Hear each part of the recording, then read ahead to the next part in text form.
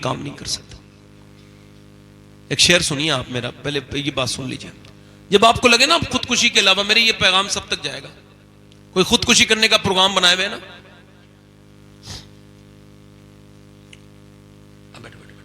बैठ जाओ। जब खुदकुशी का कोई प्रोग्राम बना ले ना कि आप कोई सूरत ही नहीं है, डिप्रेशन का बहुत हाई लेवल है, कोई सूरत नजर नहीं आ रही, एक इलाज बता रहा हूं। जब लगे ना आप खुदकुशी अब कोई, तो उसे करनी तो है ही, उससे पहले मेरी एक बात सुन ले वो, और एक बार अगर मुसलमान है तो ट्राई कर ले एक बार, उसके बाद खुदकुशी उसकी मर्जी है, करे ना करे। इसको इस्लाम तो बहुत बुरा समझता है, इसको ये खुदकुशी बुरी चीज है, बहुत सख्त इस पे अजाब है, जैसे करेगा वैसे ही अजाब मिलेगा क़यामत तक। मगर अगर कोई सूरत ना मिले तो एक सूरत है कि बस खुदकुशी करने से पहले, बस अगर करनी तो है ही, तुझे करना तो जाना है, तो फिर सुन, बस एक बार वुजू कर ले और फिर 2 रकअत नमाज पढ़ और सजदे में जाके फूट फूट के रो ले और उससे कह दे, मालिक दुनिया ने छोड़ दिया है, तू 70 माओं से ज्यादा मेहरबान है, मेरे करीम मुझे इस डिप्रेशन से तू निकाल सकता है, कोई सूरत नजर नहीं आ रही, अब मुझ पे करम कर दे। और इतना रो ले एक बार, दिल से, दिल खोल के फूट फूट के जितना रोना है उस रब से। जब वो कहता है, बंदा जब एक बार कहता है मेरे रब, तो अल्लाह 70 बार कहता है हाँ मेरे बंदे। आपको मालूम है एक गाना गाने वाला आदमी है, जरा ध्यान से सुनना, गाना गाता है मदीने में, उसकी आवाज खराब हो गई तो जन्नतुल बकी में पेड़ के नीचे बैठा है और कह रहा है, या अल्लाह जब तक आवाज अच्छी थी लोग खाने को देते थे, भूखा हूं मेरे मालिक, खाना नहीं खाया 3 दिन से, मैं बहुत भूख लगी है, मेरे रब मुझे खाना दे दे, खाना दे दे। हजरत उमर सो रहे थे, अल्लाह ने ख्वाब में उनको ये हातिफ गैब से आवाज आई, ए उमर जा, मेरा बंदा खाना मांग रहा है, उसे रोटी दे के आ, जा। उमर फारूक आजम उठे और जाकर के पहुंचे तो देखा जन्नतुल बकी में बैठा है। हजरत उमर दौड़ते हुए गए, भागते हुए गए, उसने देखा उमर मुझे पकड़ने आ रहे, भागने लगे, ओ उमर मुझे माफ कर दो, भागने लगे। हजरत उमर कहा, ठहर जा ठहर जा ठहर जा, मैं खुद नहीं आया हूं, जरा ठहर जा, मुझे भेजा गया है। कहा किसने भेजा है? कहा मेरे रब ने भेजा है और कहा है उमर जा, मेरा बंदा भूखा है, उससे वो खाना तलब कर रहा है, उसे खाना देखो। क्या मांगा है? खाना मांगा है। कितना करीम है वो, एक बार उससे कह के तो देखो कि मालिक मैं तेरा ही बंदा हूं, सिलेंडर करके देखो, बहुत गुनाह कर लिए हैं, उससे कहो मालिक कि हमको माफ कर दे।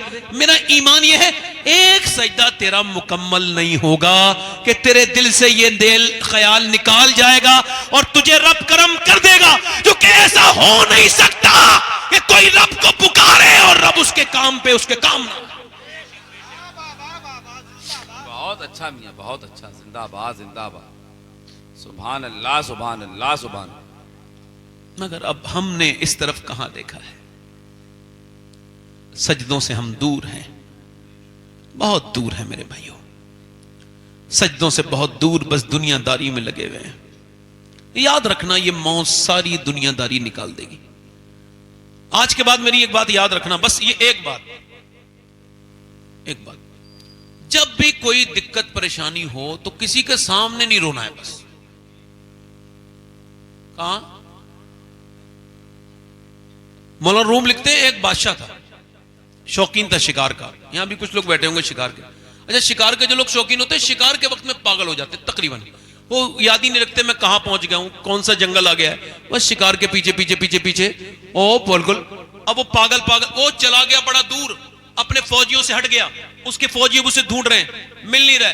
वो प्यास के एक सहरा में चला गया, उसके पांव, उसकी घोड़े की जो पांव है उसमें बिच्छू ने काटा है, मर गया घोड़ा। अब ये बगैर सरो सामान के, अल्लाह मुझे बचा ले, मैं यहां रेत वाली मौत सहरा की नहीं मरना चाहता, मुझे कुछ काम करना है दीन का, मुझे छोड़ दे। था तो नेक आदमी मगर फंस गया। अब जब फंसा, अल्लाह का करम ऐसा हुआ, हल्की सी आंख लगी है तो बिल्कुल सामने एक झोपड़ी नजर आई, वो झोपड़ी में गया और जाकर के उसने कहा मुझे प्यास लगी है, बिल्कुल जबान सूख के काटा थी, मौत के करीब था, प्यास पानी मिलेगा। एक बाबा बैठा था देहाती, काला पी ले, उसने 3 गिलास पानी एक साथ पिया और फिर मुतमईन होकर बोला मैं बादशाह हूं, यानी भूखा था पहले तो ये याद नहीं आया, बादशाह हूं। ठीक है, उसने बड़ी बेतवज्जो से कहा होगा बादशाह, कहा ये मेरी अंगूठी ले ले, कभी तुझे कोई काम आए तो ये अंगूठी लेके आ जाना। तुझे कोई रोकेगा नहीं, बिना रोके तुझे लोग मुझ तक पहुंचा देंगे। कहा ठीक है। अच्छा 2-3 साल के बाद कोई काम आया, उसने कहा अंगूठी बेचूं। सीधा सादी बात पहले सोची कि भाई अंगूठी बेच लूं, फिर क्या पता कितनी महंगी होगी, अंगूठी नहीं बेचता हूं, बल्कि मैं ये करता हूं भाई कि उसके पास चला जाता हूं। बादशाह के महल में पहुंच गया और महल में जाने के बाद बादशाह के उसने जाकर के आवाज दी और उसकी अंगूठी देखी, वीआईपी प्रोटेक्शन मिला। अंदर गया, एकदम बादशाह के मेन गेस्ट बन गया, चीफ गेस्ट बन गया एकदम। किसने उसको रोका? बगैर रोक टोक के अंदर कमरे में जाके देखा बादशाह सजदे में रो रहा है। ये करीब गया, वापस हो गया। बादशाह ने आवाज दी, कौन आया था? उसने सलाम पहनने के बाद कहा, फौजी ने कहा एक आदमी आया था, पकड़ के लाओ। कहा क्यों आए थे, कौन हो? कहा हुजूर ये अंगूठी। हाँ पहचान लिया, एक तूने मेरी जान बचाई। बोलो क्या बात है, क्या मसला है तुम्हें? हाँ कोई परेशानी आई थी, सोचा आपको बताऊं। कहा फिर वापस क्यों हो गए? कहा लंबा सफर तय करके आया, मगर जब आपको देखा तो आप भी किसी के सामने रो रहे थे, तो मैंने सोचा उसके सामने क्यों रोऊं जो किसी और के सामने रो रहा है, उसके सामने रो रहा हूं जहां बादशाह भी रोते हैं। तकबीर, दारे रिसालत, मसलके आला हजरा हुजूर सैयद शफात मियां साहिब किबला जिंदाबाद। बहुत बढ़िया, सुभान अल्लाह, लाजवाब। मेरे भाई कब तुम सजदा करोगे? कोई एटम बम इतनी ताकत नहीं रखता जितना एक मोमिन का सजदा ताकत रखता है ना? अच्छा मेरी तरफ देखें आप, ये जो बच्चे जो बुज़दिल बनते हैं, इनको कौन बनाता है बुज़दिल? अच्छा पहले तो सुन लीजिए आप, ये बच्चे जैसे झूठ बच्चा बोलना सीखता है, तो इसको कौन सिखाता है मालूम है आपको? मालूम? नेचर फितरत के एतबार से बच्चा बड़ी अच्छी चीज है। अब जैसे ये मेरा बच्चा है, अब ये है, बैठ जाओ बेटा बैठ जाओ,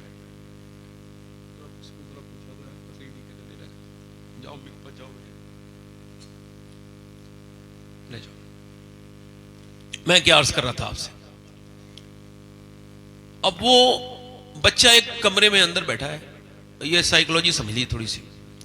देखो जो लोग ये उठ के बैठ रहे हैं, बैठ के उठ रहे हैं, इनसे गुजारिश करता हूं कि आप या तो बैठ जाइए या तो उठ ही जाइए और थोड़ी देर बैठ के सुन लीजिए आप थोड़ा सा। एक दो लोग हैं ऐसे जो हरकत कर रहे हैं इस तरह की, बैठ जाए। बच्चा कमरे में है, अब वो झूठ बोलना नहीं सीखा है, अभी सीखेगा मुस्तकबिल में, चूंकि मां बाप झूठे। अब जब उससे कुछ शीशे का सामान कुछ टूटा है जो बड़ा जरूरी था, तो अम्मा को खबर आई है कोई धमाका हुआ है, अंदर गई है मां, किसने तोड़ा है? अब बच्चा झूठ बोलना कब जानता है, मैंने तोड़ा है। बाप आया, मां ने बाप के सामने एक दिल जोर से थप्पड़ उसके मुंह में मारा। उसको पहले तो यही समझ नहीं आया मारा क्यों है। साइकोलॉजी ये कहती है कि बच्चे को जो कि छोटा होता है 4-5 साल से, इसको जब कोई मारता है तो उसको खबर ही नहीं होती पिट को रहा हूं। खैर ये थोड़ा समझदार समझ आया इसको कि मैं सच बोला तो इसने मुझे मारा। बाप ने भी डांटा, बदतमीज, एकदम नसीहत लग गई। 2-3 साल के बाद फिर बच्चा उसी कमरे में था, वही सामान टूट गया, आवाज हुई धमाका, किसने तोड़ा? मां अंदर गई, किसने तोड़ा? मुझे नहीं पता। कहा तुम्हारे अलावा तो कोई नहीं है? कोई जंगले में से कोई आ गया होगा, कोई परिंदा औरिंदा, मुझे तो नहीं पता, ये विंडो खुली है, मुझे नहीं पता अम्मा।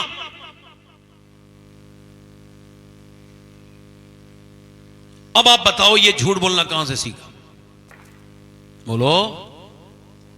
अगर मां ये कह देती बेटे झूठ बोल, तुम सच बोले हो, ये बड़ा मुबारक है, ये टूट गया कोई मसला नहीं।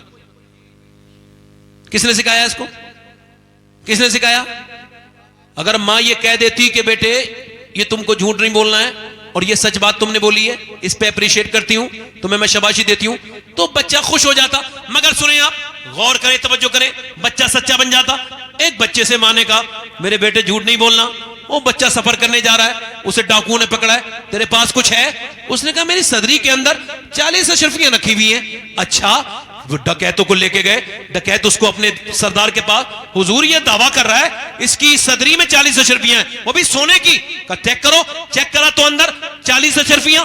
बादशाह उसने कहा, उसने डकैत ने, डाकू के सरदार ने, बेटा तुम सच क्यों बोले, झूठ बोल के बचा सकते थे।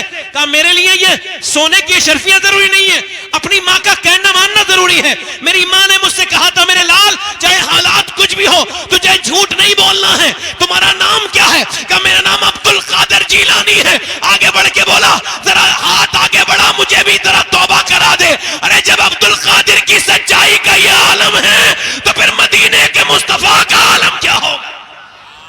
वाह वाह वाह वाह, जिंदाबाद जिंदाबाद, सुभान अल्लाह सैयद साहब, जिंदाबाद जिंदाबाद, बहुत अच्छा। अल्लाह के रसूल का घर है, जरा जोर से तो बोलो सुभान अल्लाह। सुभान अल्लाह सुभान अल्लाह। हुजूर का घर है। हुजूर मेरे आका करीम की बेटी सैयदा खातून जन्नत के घर हुजूर जा रहे हैं। बेटियों के घर जाया करो, बहनों के घर भी जाया करो। क्या बात। अब तो ये शबे बारात आई थी तो लोगों ने स्टेटस लगाए थे, देखा था हमने। पहले तो लोग माफी मांगते थे फोन करके, अब फिर मैसेज करते थे, अब वो भी खत्म हो गया, फैशन आगे बढ़ गया। अब वो कहता है स्टेटस देखो और माफ कर दो। अगर तुम्हारी 100 बार अटके तो मेरा स्टेटस भी देखो, अभी मुझे माफ कर दो। अच्छा, कुछ लोग स्टेटस लगाते हैं, बड़ी बीमारी है स्टेटस वाली, मैंने अपनी जिंदगी में कभी नहीं लगाया। स्टेटस का मतलब होता है हालात, और हालात अल्लाह के अलावा किसी को दिखाने नहीं चाहिए, ना बताने चाहिए। क्या ख्याल है आपका, है ना? अब वो स्टेटस लग रहा है भाई। कुछ लोग तो ऐसी इतनी ये समझे बेचैन लोग होते हैं कि ये चेक करते हैं मेरा स्टेटस किस किसने देखा, फलां ने देखा, फलां ने देखा, फलां। यार उसने नहीं देखा, अरे तो उसको डायरेक्ट भेज देना यार फोटो, तुझे दिखाना ही है तो इतना परेशान क्यों है? मगर लोगों की ज़हनियत कौन बदलेगा? ये स्टेटस देखो। अच्छा, पहले के लोग, आपको याद होगा, आप में से शायद किसी को याद हो, पहले खत का रिवाज था, खत लिखे जाते थे, ना ये मोबाइल था ना टेलीफोन था। अब एक खत आया है और वो खत पढ़ा जा रहा है मोहल्ले में बैठ के। देखो कहां से कहां दुनिया आगे नहीं बढ़ी, पीछे चली गई दुनिया। इस देखो खत पढ़ा जा रहा है, मामू ने खत लिखा है शहर से, सब कह रहे हैं, अब खत सुने, आप कैसे हैं, आप कैसे हैं, आप कैसे हैं, आप फलां फलां बच्चा कैसा है। पड़ोसन एक बूढ़ी औरत भी है, वो भी आके बैठ गई है। इसका भाई क्या पता मेरे बारे में कुछ लिखे। पड़ोस वाली बूढ़ी अम्मा कैसी हैं? बूढ़ी अम्मा रोने लगी कि मेरा नाम भी इसके भाई ने ले दिया। क्या मोहब्बतें थी, क्या वो। अब तो माँ बहनों के घर जाया करो, भाइयों के अपनी बेटियों के घर जाया करो। अल्लाह के रसूल अपनी बेटी के घर गए। आखिरी बात सुना रहा हूं, ध्यान से सुनना। हुजूर अपनी बेटी के घर आवाज दी, फातिमा के अंदर आ सकता हूं? आवाज आई, अब्बा अकेले हैं तो आ जाए। तो हुजूर ने फरमाया मेरे साथ इमरान आए, उन्हें न लाएं। फातिमा उन्हें क्यों न लाऊं? अब्बा उन्हें न लाएं। फातिमा उन्हें क्यों न लाऊं? अब्बा उन्हें न लाएं। जब हुजूर ने कई बार पूछा तो अंदर से आवाज आई, अब्बा आपकी बेटी के पास उतने कपड़े नहीं है कि वो किसी दूसरे मर्द से पर्दा कर सके।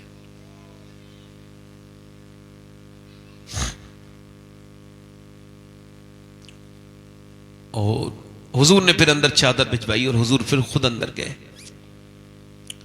आवाज दी, देखा तो पूरा चेहरा पीला है और आंखों में गड्ढे पड़े हुए हैं, गड्ढे पड़े हुए, उर्फे आम में गड्ढे कहते हैं, आंखों में गड्ढे पड़ रहे हैं। कहा क्या हुआ है फातिमा?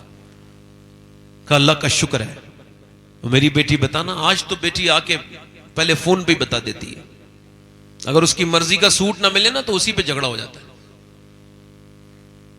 अच्छा, औरतें चाहती हैं कि उनके मर्द उनकी बात माने। क्या ख्याल है है?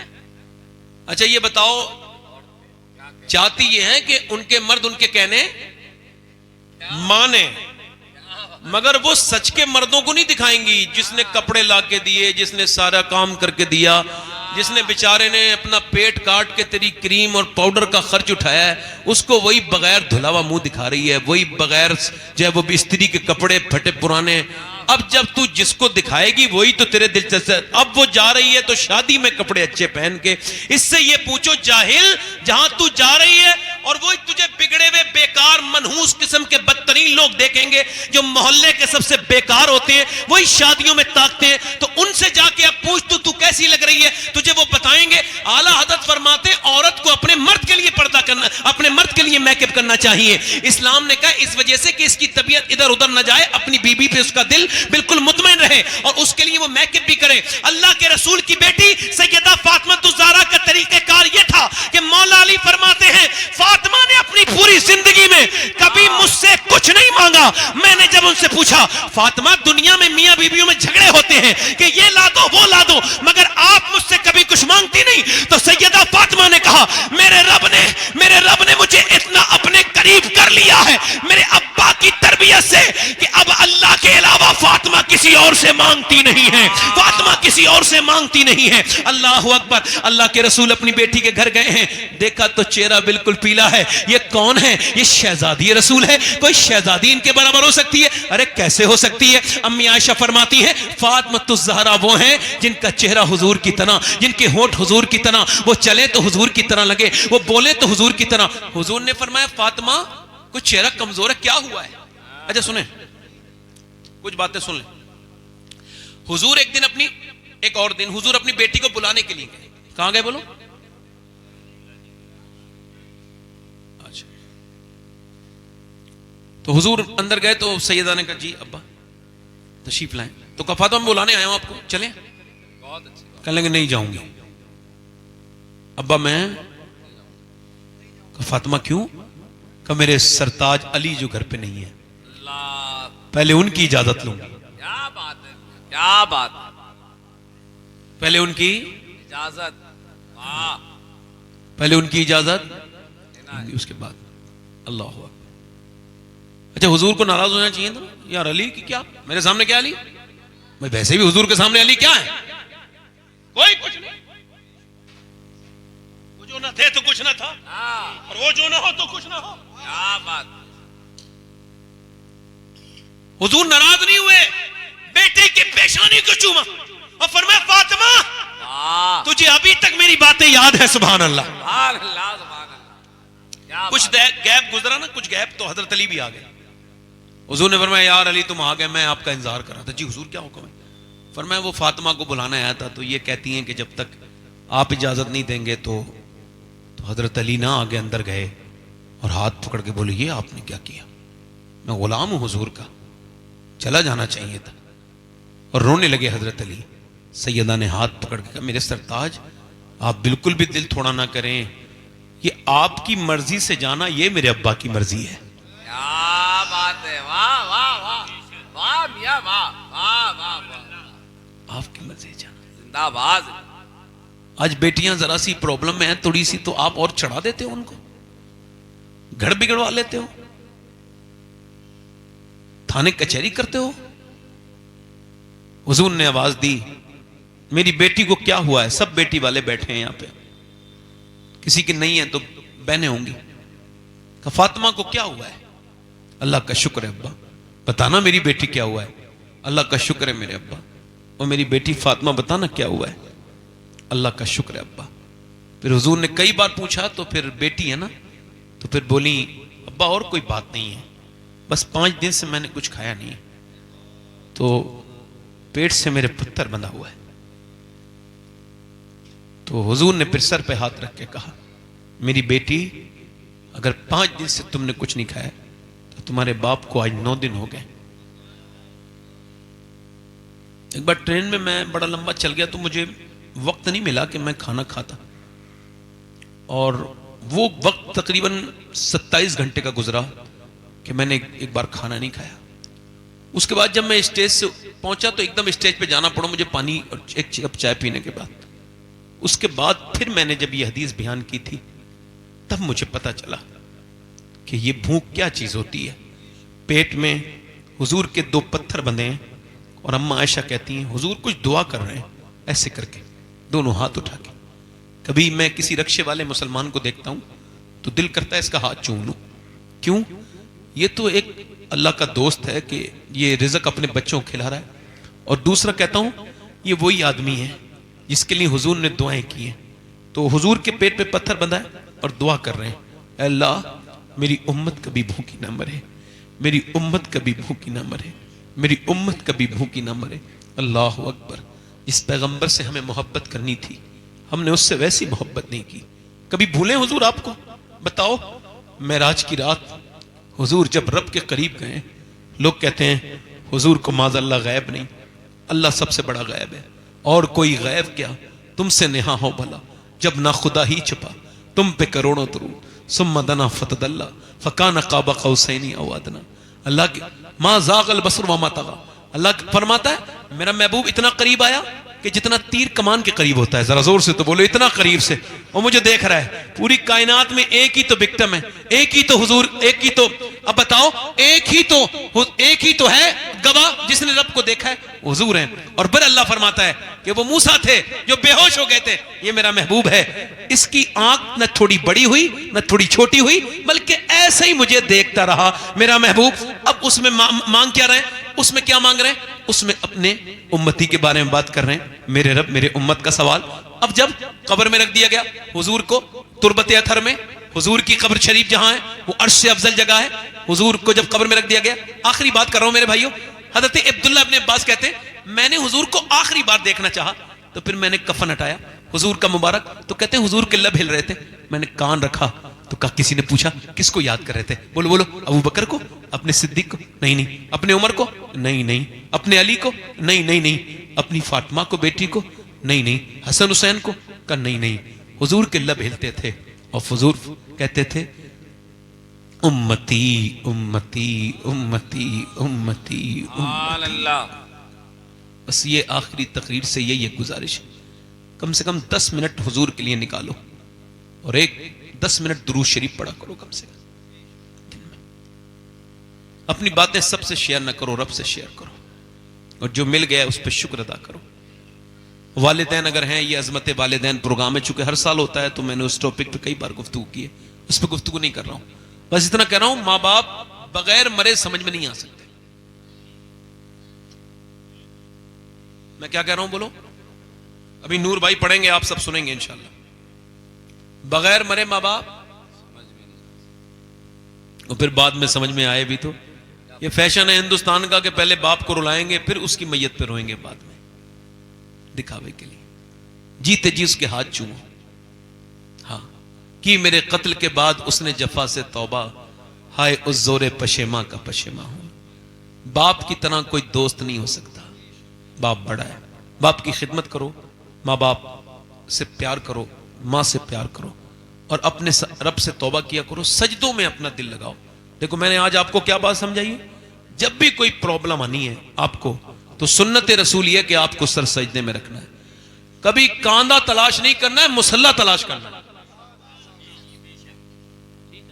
अल्लाह ताला आपको हर किसी दुनिया के किसी इंसान के सामने न रुलाए, जब भी रुलाए अपनी नहीं रुलाए। यूं ही आबाद रहेगी ये दुनिया, हम ना होंगे तो कोई हमसा होगा, कोई गुल बाकी रहेगा ना चमन रह जाएगा, पर रसूलुल्लाह का दीने हसन रह जाएगा।